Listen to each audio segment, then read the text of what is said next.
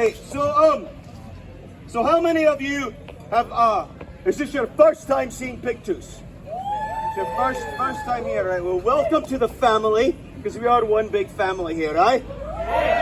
So that means the rest of you must be die-hard fans, right? So for the newbies, and also for some of the people who've been here for a while, the things I do on stage, the faces that I make on stage, a lot of people think that's pure theater, and it's not. They all mean something, and I'll tell you. Let me give you an example.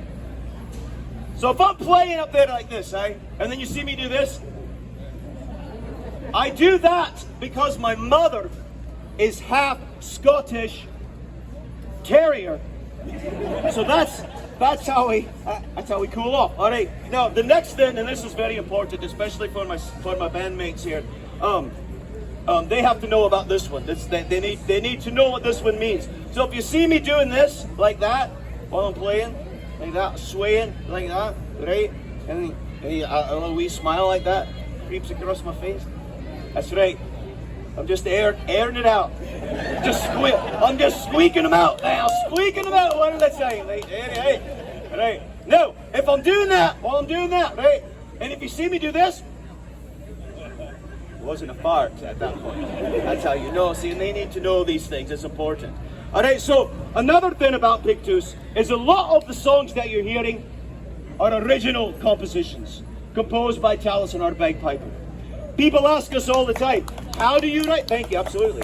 How do you write a bagpipe and drum tune when there's no lyrics to your songs? Or how do you do that? Where do you get the inspiration for it? And I tell you, we get our inspiration from a lot of places, mostly stories that we hear along the way, whether they be folk tales or history, or there could be somebody at the end of the bar at the pub telling a story, and we'd be like, oh, we gotta write a song about that, right? But how do you write a song with no lyrics to it? So we heard this one story, this particularly interesting story that came from the north of England. And the story went that there was sightings of a very large cat that was roaming the countryside. And they called this cat the Beast of Bowden Moor, because Bowden Moor was the area where they saw this cat. Well, we all know how folk tales go.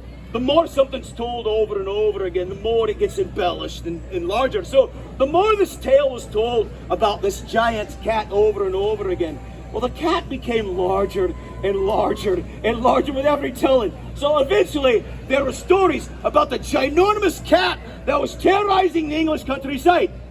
Normally, when I hear about the English being terrorized, I'm all right with it. So we heard this story and we thought, well, we got to write a song about that. But how do you write a song about a giant cat with no lyrics? Well, what we do is we write it as if we're writing the soundtrack to the story, right? So we heard this story, so we're like, how do we write a song that sounds like a giant cat prowling upon its prey, right? So,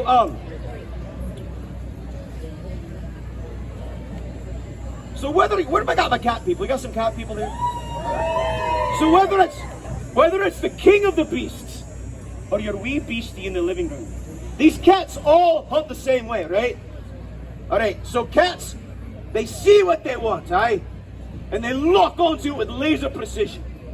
And then they hunker way down to the ground like this. And their eyes get real wide like that. And then just before they pounce, they do that thing that I love the most. Just before they pounce, what's up with that? Are they recalibrating? I'm not sure. I'm a hunter. I love to hunt. I've never been out in the woods. I said, ooh, look, a deer. I especially no longer do that during mating season. You learn your lesson real quick. So when you hear this song, you can think of one of two possible things. First, you can think about the cat prowling upon its prey, or you can think about my bum. You have choices. It's rent fair.